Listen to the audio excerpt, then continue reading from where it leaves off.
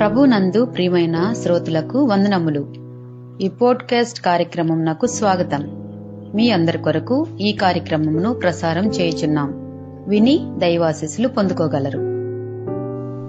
ప్రభువైన యేసుక్రీస్తు నామమున శుభములు వందనములు తెలియజేస్తూ ఉంటున్నాను. నేటి ధ్యాన వాక్యమునకై అపోస్తుల కార్యములు 4వ అధ్యాయము 33వ వచనం మనం చదువుకుందాము. ఇదియుగాక అపోస్తలులు బహు బలముగా ప్రభువైన యేసు పునరుత్థానమును గురించి సాక్ష్యం ఇచ్చిరి. దైవ కృప అందరి యందు అధికముగా ఉండెను.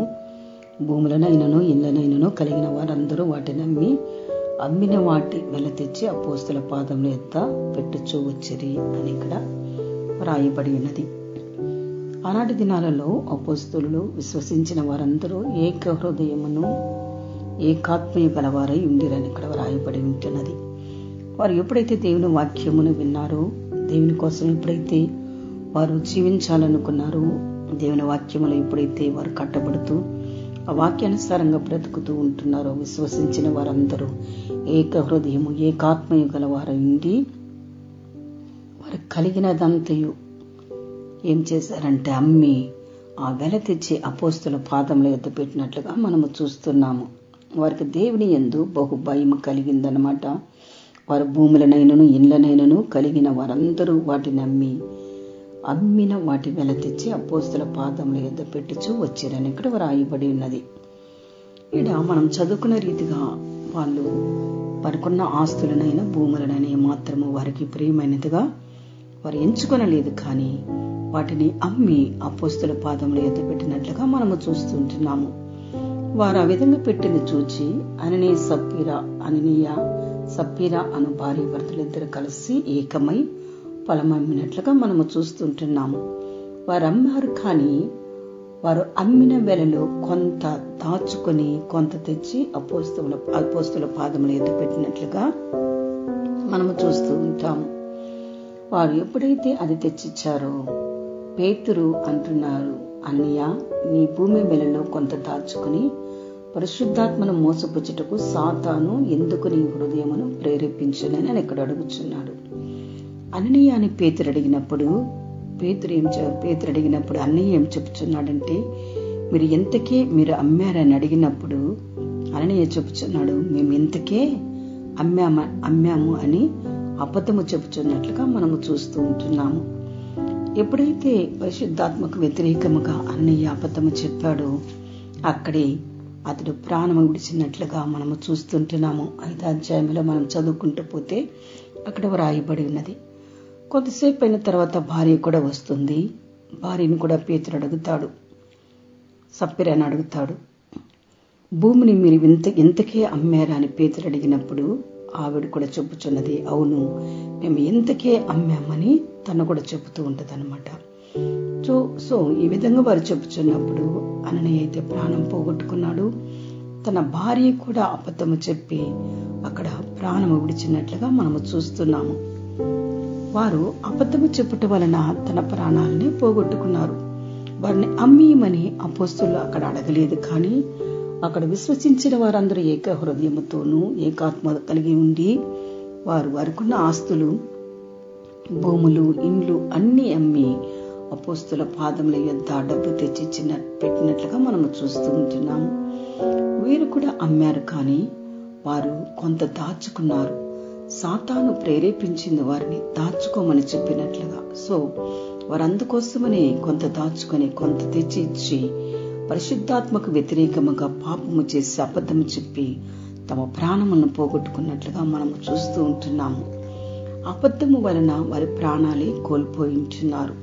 వారి ప్రాణాలు దేవుని కోసము అర్పించవలసిన వారు ఆ డబ్బును దాచుకొని, ఆ పొలంలో డబ్బును కొంత దాచుకొని తన ప్రాణాలను ఇద్దరు పోగొట్టుకున్నట్లుగా మనము చూస్తుంటున్నాము. అదేవిధంగా ఆదికాండమైన యెహోషువ పుస్తకములో కూడా గ్రంథంలో రాయబడి ఉన్నది. యెహోషువ 7వ అధ్యాయములో ఇక్కడ శపితమైనది తీసుకోకూడదని, ముట్టకూడదని యెహోషువ చెప్పి ఉంటున్నాడు. అయితే ఆ శపితమైన దానిలో ఆకాను ఆశించి దోపుడు సొమ్ములో ఒక మంచి సీనారు పై వస్త్రమును 200 తులముల వెండిని 50 తులముల ఎత్తుగల ఒక బంగారు కమ్మిని చూచి ఆశించి వాటిని తీసుకున్నట్లుగా మనము చూస్తుంటున్నాము. యెహోషువ 7వ అధ్యాయము 21వ వచనంలో రాయబడినది. దోపుడు సొమ్ములో ఒక మంచి సీనారు పై వస్త్రము 200 తులముల వెండిని 50 తులముల ఎత్తుగల బంగారు కమ్మిని చూచి ఆశించి వాటిని తీసుకున్నట్లుగా మనము చూస్తుంటున్నాము. అయితే యెహోషువ ఆకాను అడుగుతారు, ఎందుకంటే వారికి యుద్ధములో జయము కలుగదు. అప్పుడు యెహోషువ ఎవరో పాపం చేసి ఉన్నారు, అందుకే మనకు జయము దొరకట్లేదని వెతికినప్పుడు ఎక్కడ దొరకలేదు, కానీ అంటే ఆకాను దగ్గర దొరికినట్లుగా చూస్తూ ఉంటున్నాము. ఆకాను ఆశించి వాటిని తీసుకున్నట్లుగా ఇక్కడ వ్రాయబడి ఉంటున్నది. ఆకాను తీసుకున్నాడు, కానీ యెహోషువ అడిగినప్పుడు ఆకాను చెప్పలేదు, నేను తీసుకున్నాను, నేను ఆశించి తీసుకున్నానని అతను చెప్పలేదు. కానీ దేవుని దగ్గర ఎప్పుడైతే ఆయన ప్రార్థించాడో ఇశ్రాయేలుకు అపజయం వచ్చింది, వారు జయం పొందలేకపోతుండగా యెహోషువ ప్రార్థించినప్పుడు దేవుడు చెప్పుచుంటున్నాడు, మీలో ఒకరు పాపము చేసి ఉన్నారు, యెహోవాకు విరోధముగా పాపము చేసి ఉన్నారని చెప్పినప్పుడు ఆయన అందరి దగ్గర జప్తి చేసి చూసినప్పుడు ఆకాను దగ్గర ఆ యొక్క పై వస్త్రము బంగారు కమ్మి దొరికినట్లుగా చూస్తూ ఉంటున్నాము.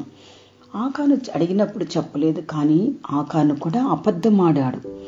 దేవుడు చూపించిన దాన్ని బట్టి యెహోషువ ఎప్పుడైతే వెతికాడో ఆకాను దగ్గర ఆ యొక్క సొమ్ము దొరికినట్లుగా మనం చూస్తున్నాము. శపితమైనది అతడు తీసినట్లుగా మనం చూస్తుంటున్నాము.